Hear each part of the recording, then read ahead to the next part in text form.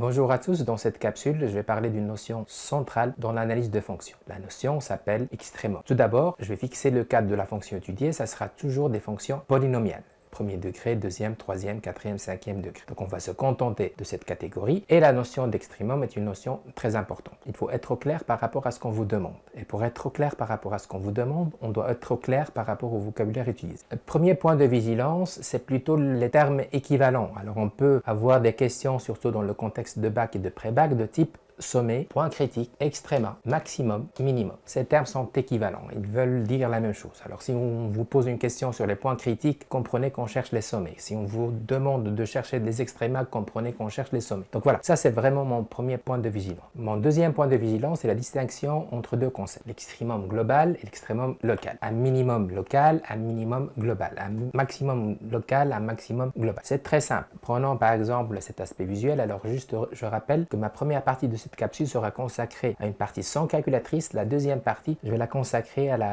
au même concept mais avec calculatrice. Regardons ce graphique. Par exemple, c'est une fonction définie sur l'intervalle moins 10, 10. On vous donne la courbe. Alors, il faut savoir qu'au niveau examen, au niveau question, soit on vous donne la courbe, soit on vous donne l'expression. Alors, si on vous donne l'expression, ça sera avec calculatrice.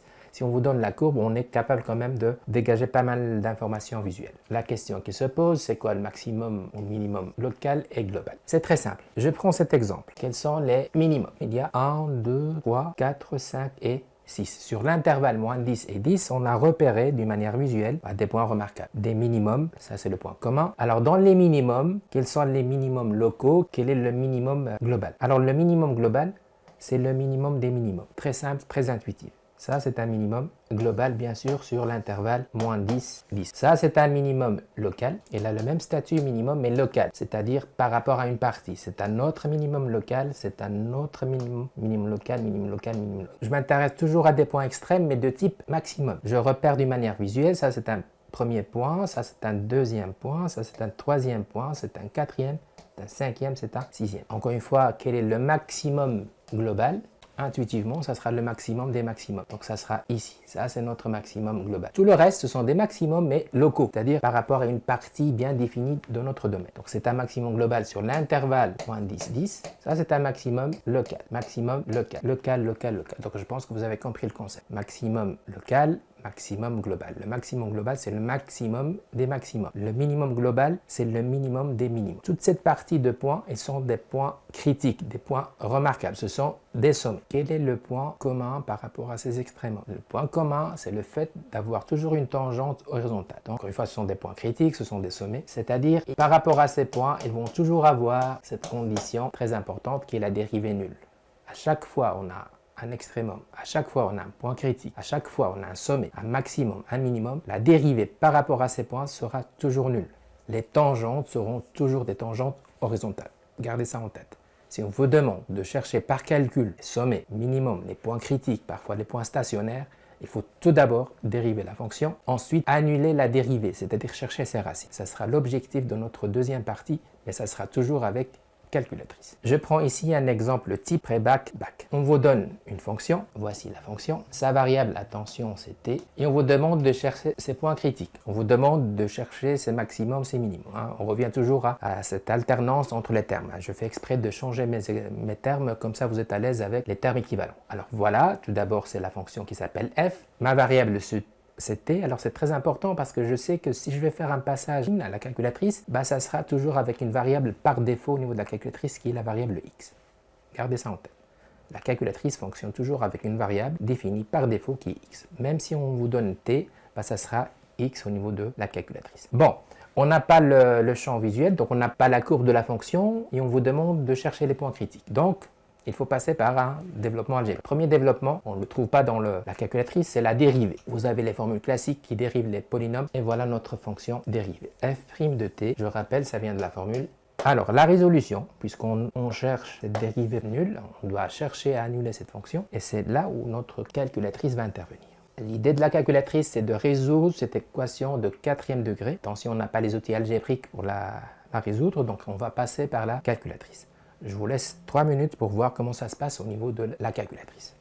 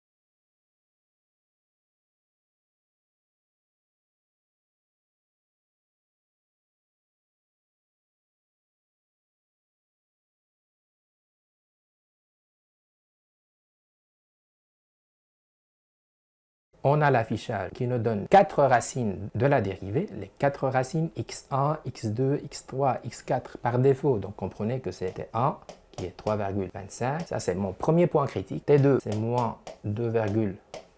C'est mon deuxième point critique. T3, moins 1,75. C'est mon troisième point critique. Et finalement, T4, c'est 0,25.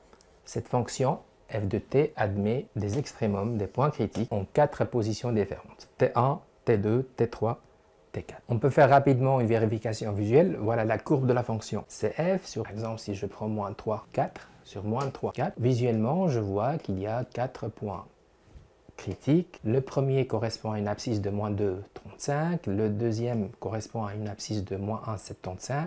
Le troisième à 0,25 et le quatrième 3,25.